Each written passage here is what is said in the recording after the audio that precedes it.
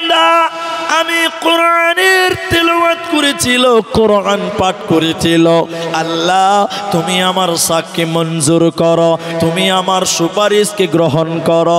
আল্লাহ তার সাক্ষী গ্রহণ করবেন, আল্লাহ তার সুপারিশ মঞ্জুর করবেন, আল্লাহ তাকে ক্ষমা করে দেবে।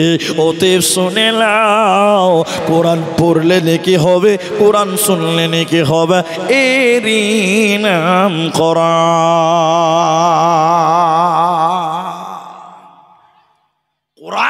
আল্লাহ আমাদের দিয়েছে এই কোরআন, অনেক মুসলমান পড়তেই জানে না।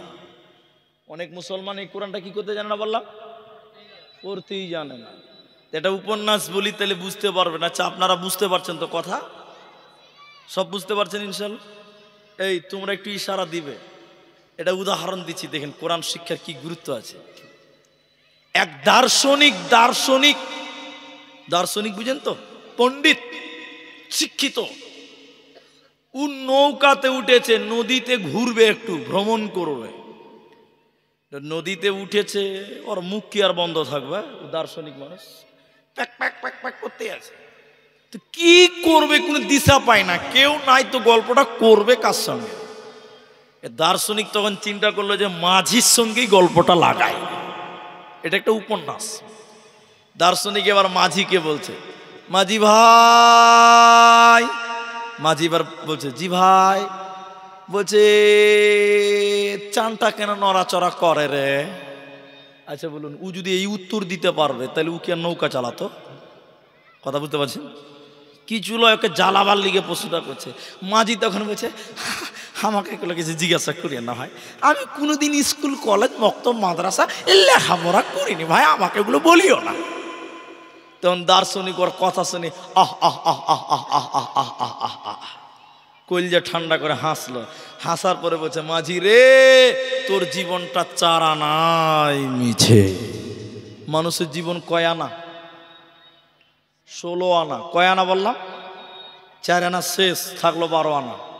ফের খানিকক্ষণ পর এই দার্শনিক মাঝিকে আবার বলছে, মাঝি ভূগোল জানো? ভূগোল।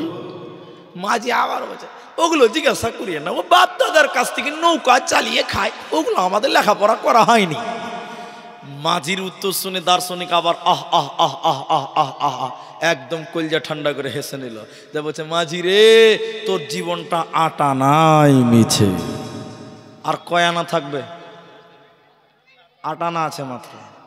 ফের খানিকক্ষণ পর মাঝিকে বলছে দার্শনিক, মাঝি রে ইতিহাস বুঝো, ইতিহাস?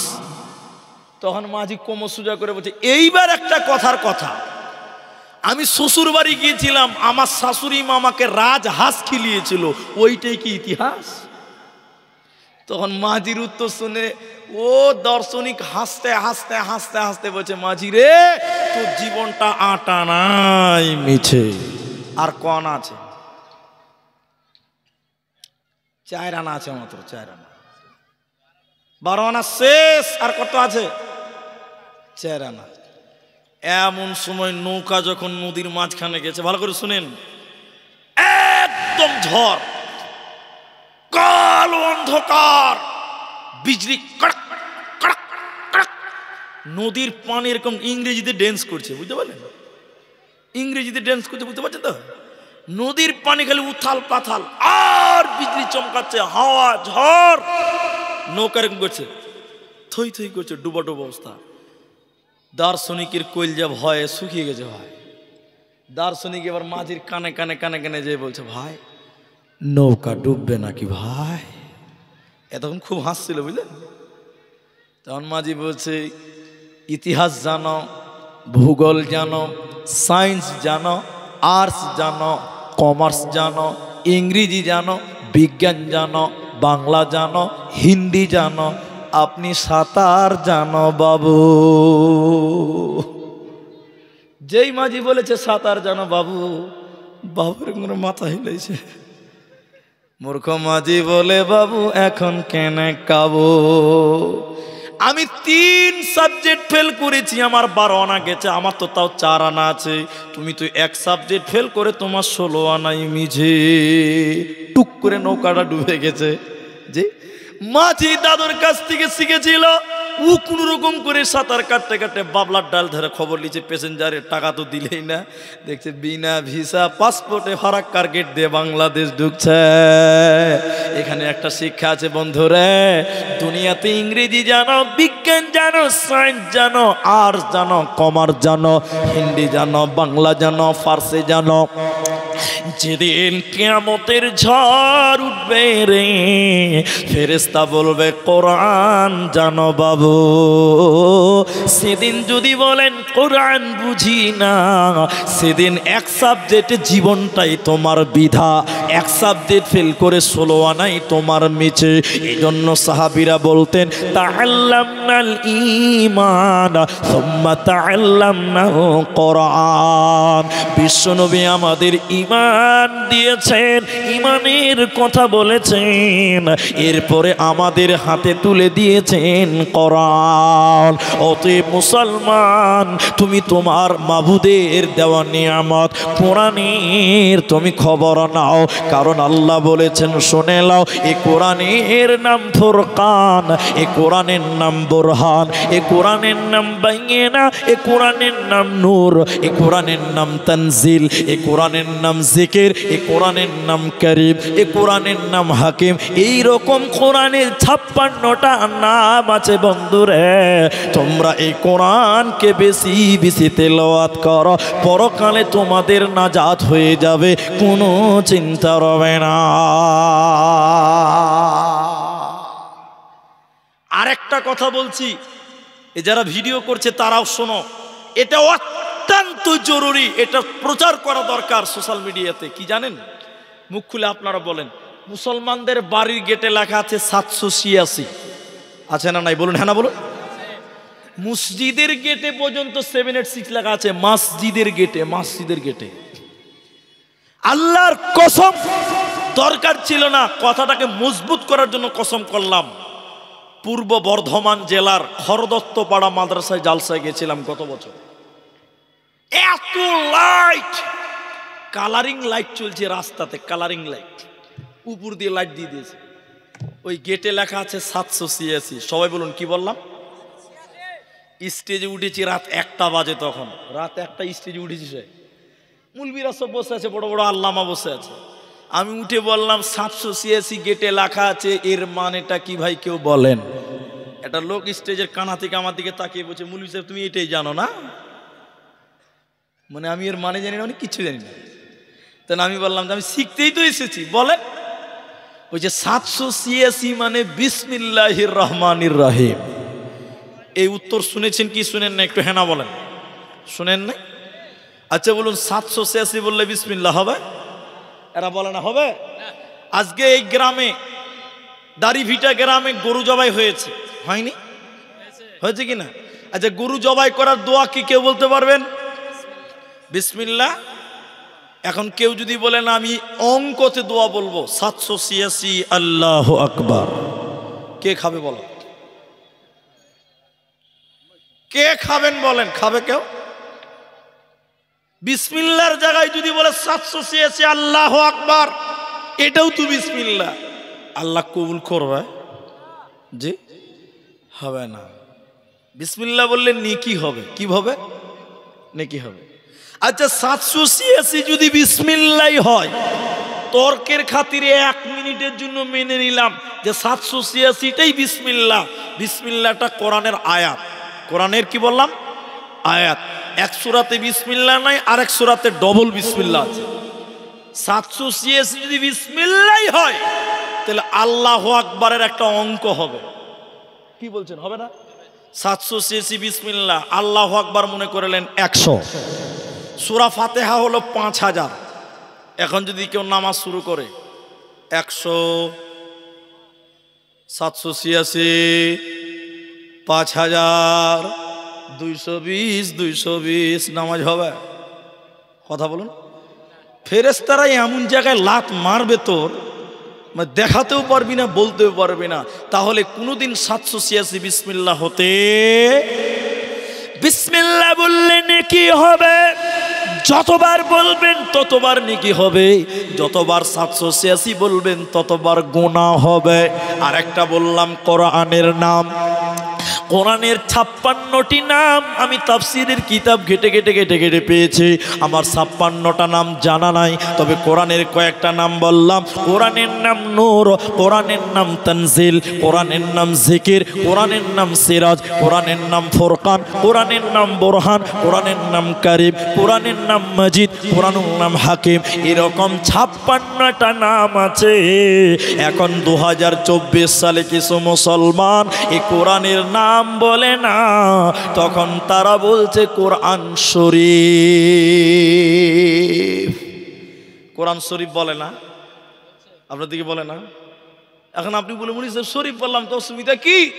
না আমি তাহলে বলছি আপনার নাম, বলে আমার নাম হবিবুর রহমান। আমি যদি আপনাকে ইডিয়েট বলি অসুবিধা কি? হ্যাঁ, আমার বাবা মাকে হবিবুর রেখেছে, তুমি ইডিয়েট বলবা মানে? তা আল্লাহর কোরআনের নাম আল্লাহ রেখেছে কারীম, হাকিম, মাজিদ, জিকির। এইগুলো তোমার ভালো লাগলো না, তুমি নিজে বাড়িতে বসে বসে কোরআন শরীফ বললা, ফাইজলামো করো যে না। তাহলে আমি যে বক্তব্যটা আপনাদের আগে নিয়ে দিয়েছিলাম, এবার আল্লাহ তাবারাক ওয়া তাআলা বলেন ইন্না নাহনু নাযালনা যিকরা ওয়া ইন্না লাহু লাহাফিযুন। আমি আল্লাহ এই কোরআনকে নাজিল করেছি, এই জিকিরকে নাজিল করেছি, এই কোরআনের হেফাজতের দায়িত্ব স্বয়ং আমি আল্লাহ নিয়েছি রে। পৃথিবীর কেউ কোরআন মেটাতে পারবে না, কোরআনকে ধ্বংস করতেও পারবে না। অতএব কোরআন আল্লাহর জিম্মায় আছে, আল্লাহ রক্ষা করবে, কোরআনকে মিটানো সম্ভব হবে না। আল্লাহ তাবারাক ওয়া তাআলা বলেন হুদাল্লিল মুত্তাকিন, মুত্তাকিদের জন্য কোরআন হিদায়াত।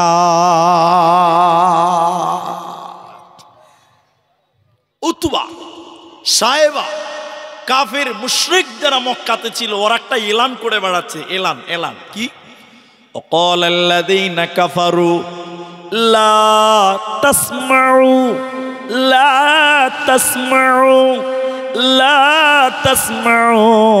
তারা প্রচার করে বেড়াতো কাফেরেরা, সব শুনতে দেওয়া যাবে কিন্তু কোরআন শুনতে দেওয়া যাবে না। এখন জালসাতে মেলা বসছে গো, যেসে মেলা। কালকে জালসাতে, গ্রামের নাম বললাম না, কালকে জালসাতে আমাকে বলছে দোয়া করেন তো। বলি সাহেব কিছু দোয়া করবো? জালসার মেলা থেকে 30,900 টাকা এসেছে, ওইটার লিগে বলে আবার দোয়া করতে হবে। ওরা জালসার ব্যাঘাত ঘটাচ্ছে, ওইটার লিগে আমাকে দোয়া করতে বলছে। দোয়া করেন, ওরা ভালো কাজ করেছে। মেলা লাগিয়ে লোককে টেনে নিচ্ছে, কোরআন শুনতে দিচ্ছে না, ওরা ভালো কাজ করছে না খারাপ কাজ করছে? ওইটা বের আমাকে বলছে বলি সেটা দোয়া করো, মেলাতে দান দিয়ে সেটা দোয়া করো। সব দোয়াতে আমিন বলতে নাই, কথা বুঝতে পারছেন? সব দোয়াতে কি বলতে হয় না? সেদিন বলেছি, আবার বলছি। এক লোক মসজিদে দোয়া করতে বলেছে মুলি সাহেবকে। মুলি সাহেব বলছে ভাই ইনি ব্যবসা করেন, দোয়া করতে বলেছেন, আমি দোয়া বলছি, সব একটু আমিন বলেন। মুলি সাহেব দোয়া করতে লেগেছে, একটা লোক দাঁড়িয়ে বলছে কেউ আমিন বলবি না কেন? বলে লোকটা কাফনের কাপড় বিক্রি করে, আমিন বলবি তো শালা সবকে মরবি। কাফনের কাপড়ের যদি ব্যবসাতে বরকত হতে হয় তাহলে সবকে মরতে হবে। ঠিক বলেছে না ভুল বলেছে? ও না মরলে কি ওর ব্যবসাতে বরকত হবে? তো সব দোয়াতে আমিন বলতে হবে না, খুব ভাবনা চিন্তা করে আমিন বলতে হয়। জি, তো বলছিলাম কাফেরেরা বলে বেড়াতো وقال الذين كفروا لا تسمعوا لهذا القرآن, তোমরা সব শুনিও, কোরআন শুনিও না। আবু জেহেল তারা এলান করে বেড়াতো, ও বিদেশের লোকেরা যারা কাবাতে তোমরা এসেছো তাওয়াফ করার জন্য, তোমরা যারা কাবাতে এসেছো, আমাদের এখানে একজন পাগল আছে, তোমরা পাগলের কথা শুনবে না। বারবার বলে বেড়াতো যারা কাবা তাওয়াফ তাওয়াফ করতে এসেছো, আমাদের এই মক্কাতে একজন পাগল আছে, তোমরা সেই পাগলের কথা শুনবে না। পাগল মানে নবী মুহাম্মদুর রাসূলুল্লাহ সাল্লাল্লাহু আলাইহি ওয়াসাল্লাম। বিদেশি লোকেরা বলল এটা কেমন পাগল যার জন্য ইলান করে বেড়া হচ্ছে চলো চলো তাকে দেখবো, কিন্তু আমরা শুনবো না। বলে কেমন করে দেখবি আর শুনবি না? এবার বিদেশি কাফেরেরা ওরা কানের ভিতরে আঙুল দিয়ে কান বন্ধ করলো। আল্লাহর নবী কাবার সামনে হাকিমের পাথরে হেলান দিয়ে দিয়ে কেউ বলেছেন সূরা রহমান, কেউ বলেছেন সূরা কাহাফ তেলাওয়াত করছিলেন। কাফেরেরা নবীজিকে ঘিরে ধরলো। তারা তো বিদেশের মানুষ, নবীকে কোনোদিন দেখেনি, এরা তো পাগল মনে করে এসেছে। নবীজির সূরাত, নবীজির চেহারা, নবীজির সূরাত দেখে তারা বলতে বাধ্য হয়েছিল ইনি কোনোদিন পাগল হতে পারে না, পাগল কোনোদিন এত সুন্দর হবে না। তখন তারা কান থেকে আঙুল বের করে দিল। নবীজির জবানে তারা কোরআন শুনেছিল, বিশ্ব নবীর জবানে যখন তারা কোরআন শুনল মনোমুগ্ধ হয়ে গেল।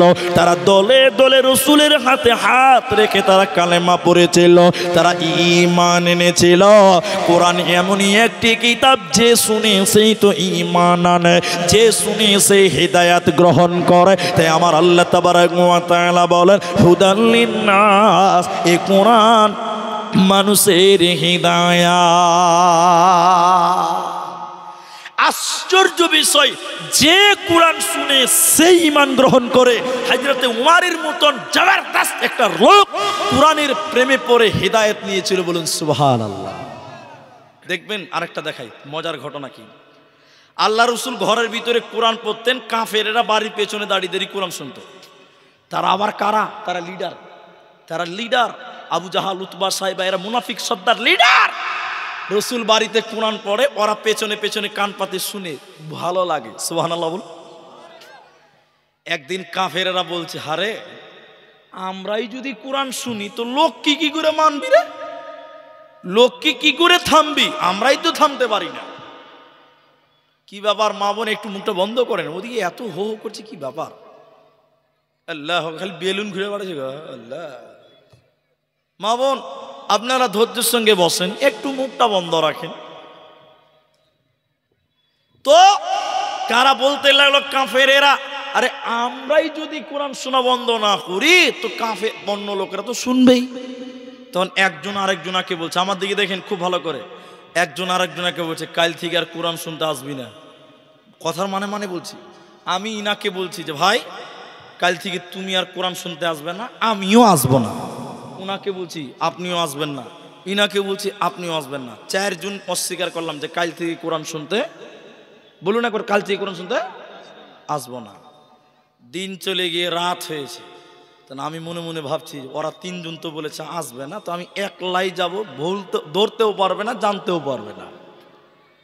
আমি এটা মনে মনে ভাবছি, ইনিও ওইটাই মনে মনে ভাবছে যে ওরা তিনজন তো আসবে না, তাহলে আমি আজকে একাই জি ভরে কোরআন শুনবো মোহাম্মদের কাছে। চারজনই এই চিন্তা ভাবনা করে রাতের বেলায় রসুলের বাড়ির পেছনে যখন এসছে, একজন আরেকজনকে তুই কেন এলি, কি বল তুমি কেন, তুমি কেন? সবাই একই রোগের রুগী, সবাই একই প্রেমের পাগল। প্রেমে পড়েছে কার? সবাই বলুন কোরআনের। সুবহানাল্লাহ কি কালকে বলবে? বন্ধুরে আমার, কোরআন এমনই একটি কিতাব তারা বারবার চক্রান্ত করেছে। কোরআনে আল্লাহ তাই বলেন ওয়াকালাল্লাযীনা কাফারু লা তাসমাউ লিহাযাল কোরআন। এবার বাস্তব চিত্রটা আপনার শোনাই দেই।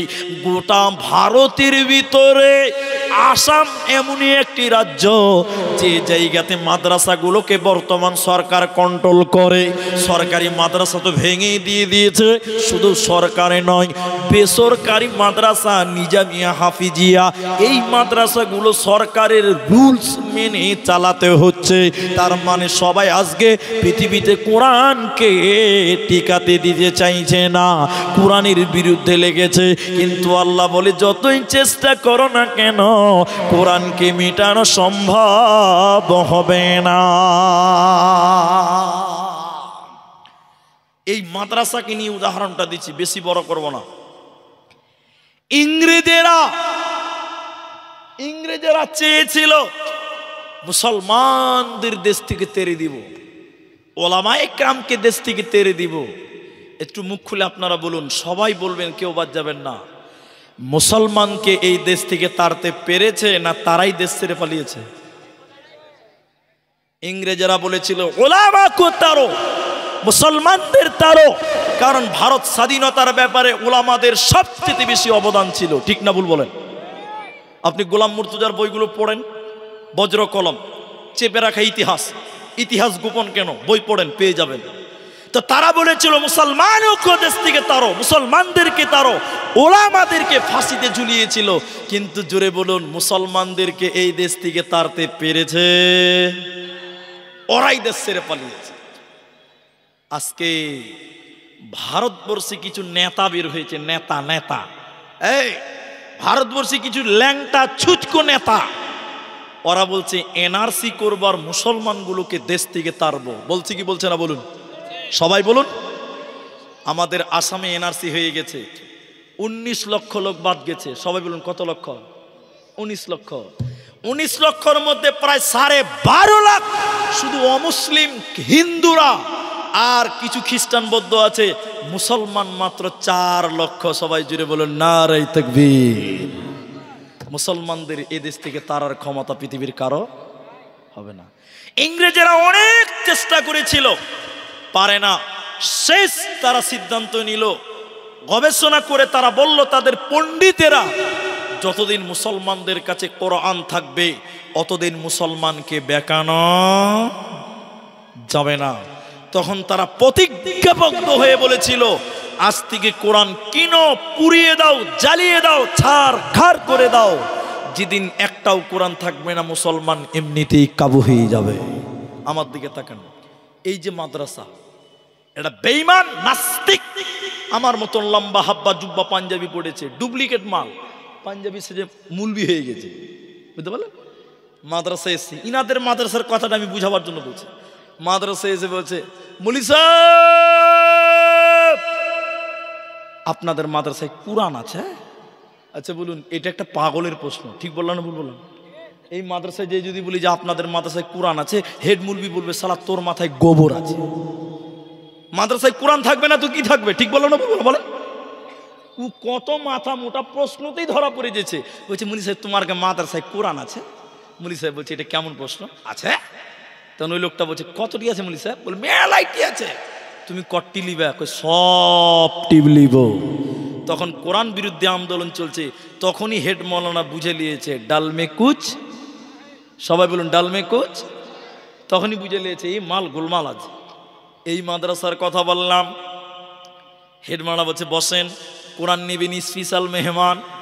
এই মাদ্রাসার 3টা ছাত্র ডেকেছে, আব্দুর রহমান, আব্দুর রহিম, আব্দুল সত্তার। এরে বাবা, তোমরা তো গোটা গোটা কোরআন মুখস্থ করেছ। হাফেজেরা কোরআন মুখস্থ করেই করে না? আজকে প্যান্ডেলে স্টেজে দেখবেন পাগড়ি পড়ানো হবে। আল্লাহ ওই মৌলভী সাহেব বললেন, বেটা তোমরা তো গোটা গোটা কোরআন মুখস্থ করেছো, তিনি বিদেশি মেহমান কোরআন নেওয়ার জন্য এসেছে। রে আব্দুর রহমান একাই দিতে পারবে কিন্তু ক্লান্ত হয়ে যাবে। আব্দুর রহমান তুমি 1 থেকে 10 পারা শুনিয়ে দাও। আব্দুর রহিম তুমি 11 থেকে 20 পারা শুনিয়ে দাও। আব্দুল সত্তার তুমি 21 থেকে 30 পারা শুনিয়ে দাও। এই 3টা ছেলে যখন বিসমিল্লাহ থেকে শুরু করে মিনাল জিন্নাতি ওয়ান নাস বলেছে, ওই লোক বেঈমান তখন মাথায় হাত দিয়ে কালেমা পড়ে ঈমান এনে বলেছিল, আল্লাহর কসম করে বলছি মুসলমানদের কোরআন মিটানো সম্ভব হবে না। আমাদের আলোচনা হয়েছে কোরআন কিনো, পড়িয়ে দাও, কিন্তু আমি কসম করে বলছি মুসলমানদের কোরআনকে মিটানো সম্ভব হবে না। তার কারণ আজকে পৃথিবীতে কোটি কোটি বিলিয়ন মিলিয়ন কোরআনের হাফেজ আছে। সব কোরআন যদি পুড়িয়ে ফেলা হয় তবুও কোনো চিন্তা হবে না, মুহূর্তে নতুন কোরআন বেরিয়ে যাবে। অতএব কোরআনকে মিটানো যাবে না, যাবে না। একজন দার্শনিক এরকম করে কোরআন ধরেছিল, একজন দার্শনিক এরকম করে কোরআন মানুষের সামনে তুলে ধরেছিল। একবার আপনারাও দেখলেন, এক নজর সবাই দেখলেন কোরআন। তিনি কোরআনটা বন্ধ করে মানুষদেরকে বলেছিলেন, তোমরা বলো, তোমরা বলো, তোমরা বলো, এই কোরআনটা কেমন করে লেখা হয়েছে, কিসে লেখা হয়েছে বলো। সবাই তখন বলল, এই কোরআনটা সাদা কাগজে কালো কালিতে লেখা আছে। তিনি বন্ধ করে বলেছিলেন, বন্ধুরে, এই কোরআনটা এই চক্ষু দিয়ে দেখলে হবে না, এই কোরআনটা ইমানের চক্ষু দিয়ে তোমরা দেখো। এই কোরআনটা কোনো কাগজে নয়, এই কোরআনটা কোনো কালিতে নয় মুসলমান, বরং এই কোরআনটা শহীদের রক্তের বিনিময়ে এসেছে রে।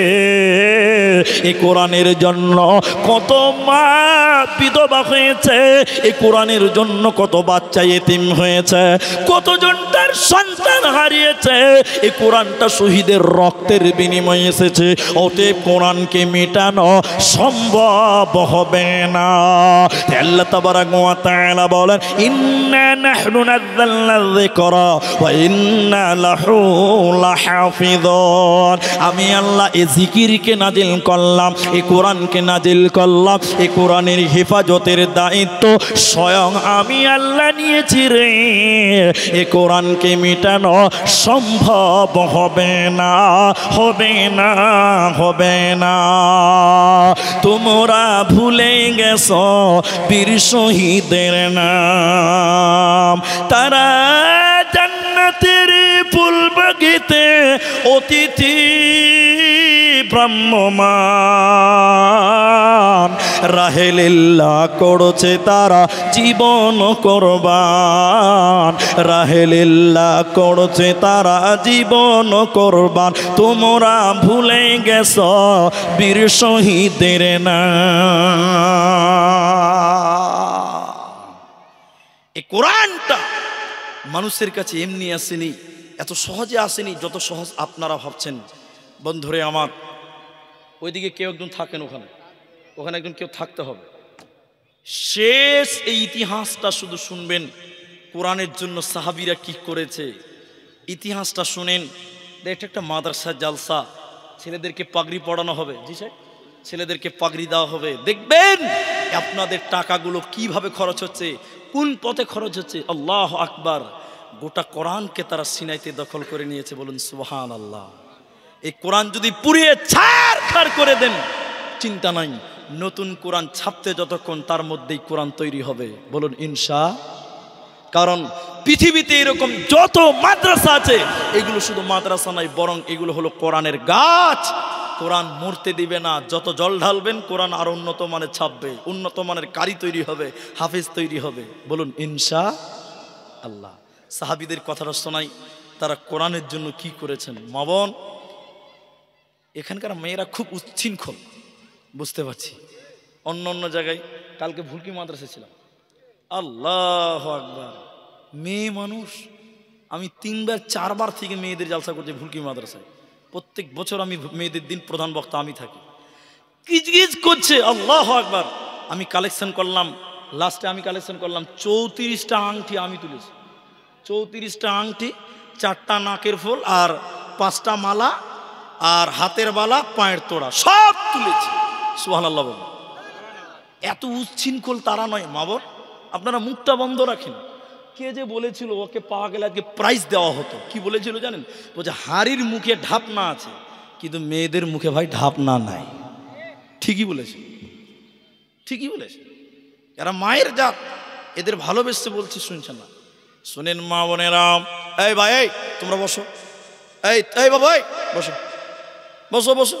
শুনেলেন, একজন সাহাবীর নাম বলে দিচ্ছি, আমি কালকেও বলেছি, আবার আজকে বলছে। দেখেন কোরআনের মহব্বত তাদের দিলে কতটা ছিল। দেখলেন, আল্লাহর নবী মক্কা থেকে মদিনা হিজরত করলেন। একজন সাহাবী, তার নাম আব্দুল উজ্জা, ইসলাম গ্রহণ করেনি, কিন্তু তার দিলে কোরআনটা গেঁথে গেছে, কোরআনের প্রেম ঢুকে গেছে।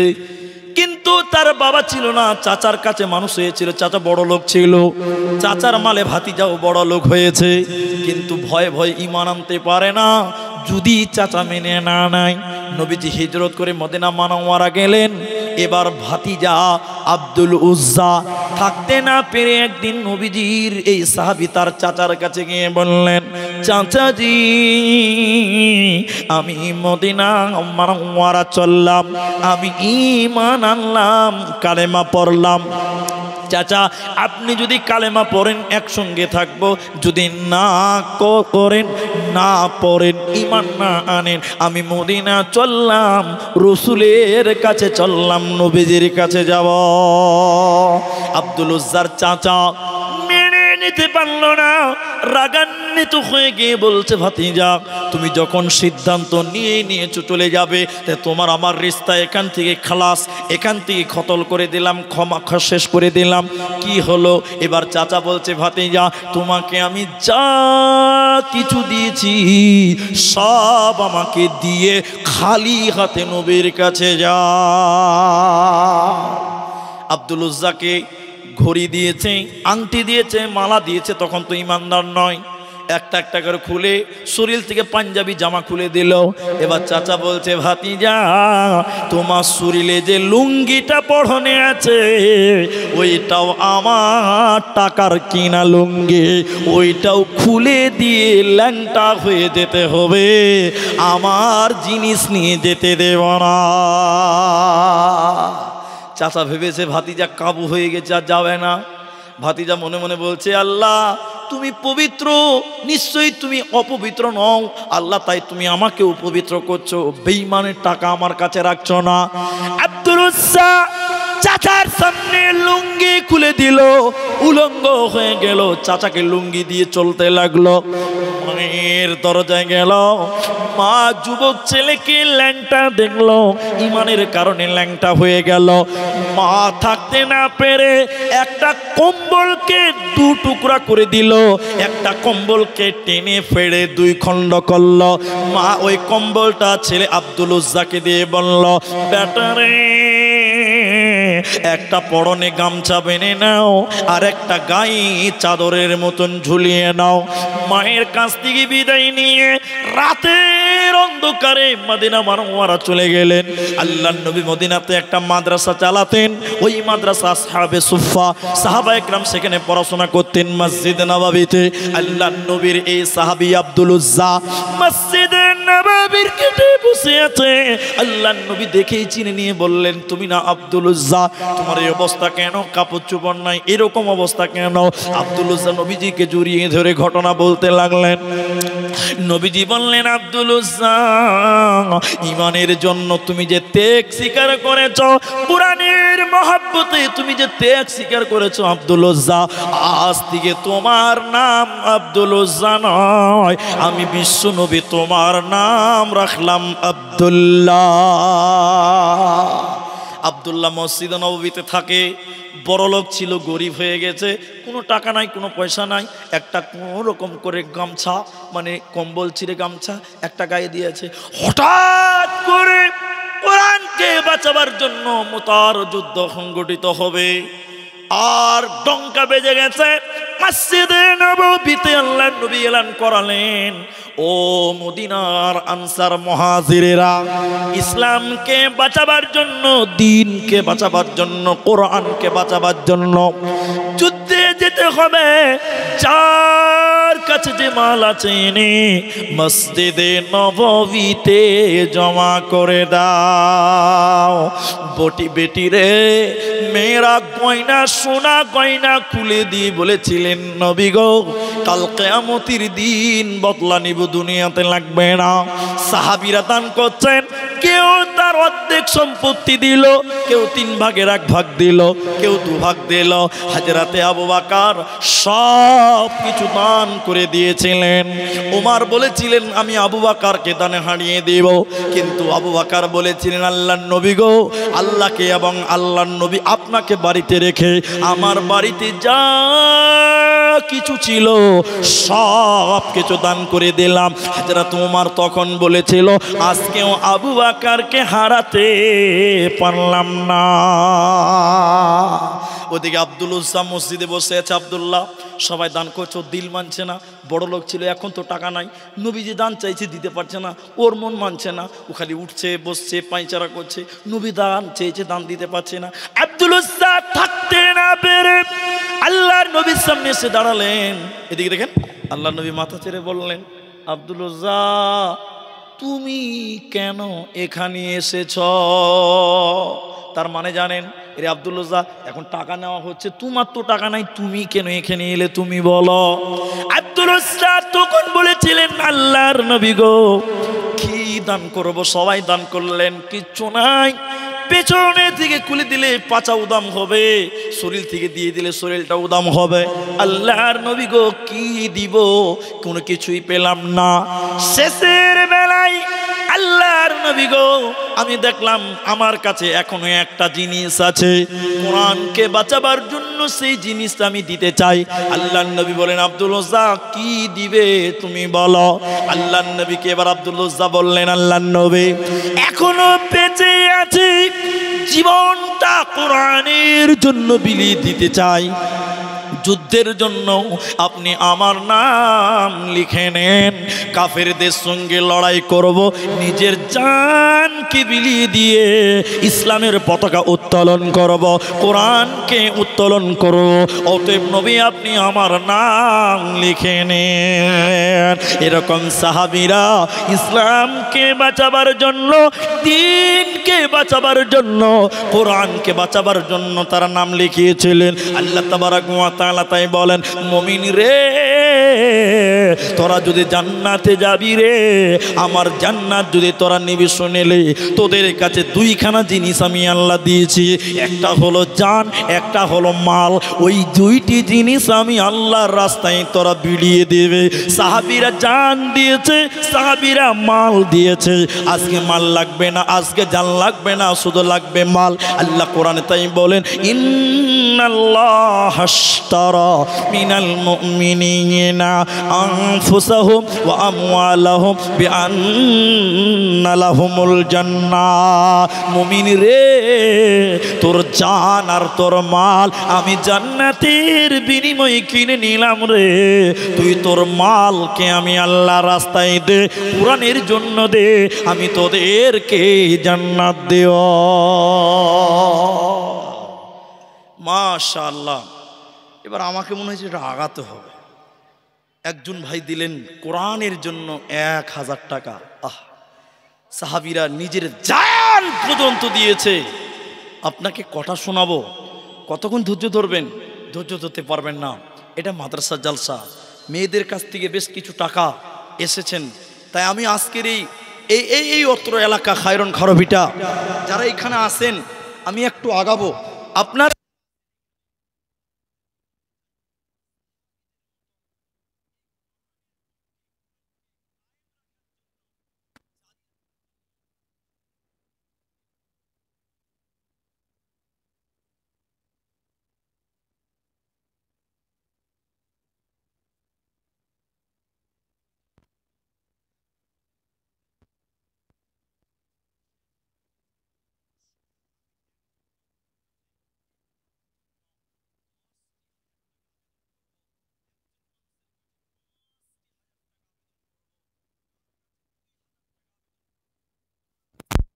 টাকা আবেদন করুন।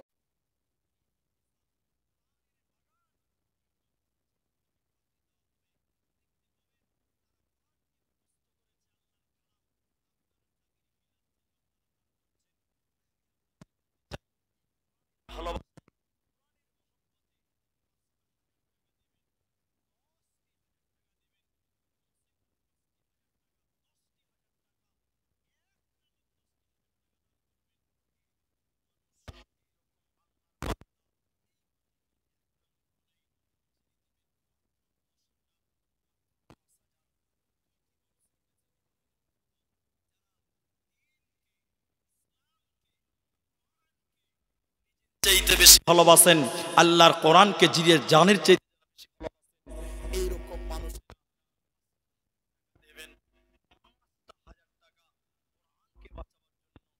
এরকম একজন মানুষ একটু দয়া করে হাতটা উঁচু করেন, আমি একটু মুসাফা করব, আমি তাদের জন্য একটু দোয়া করে দিব। আলহামদুলিল্লাহ সুম্মা আল্লাহ।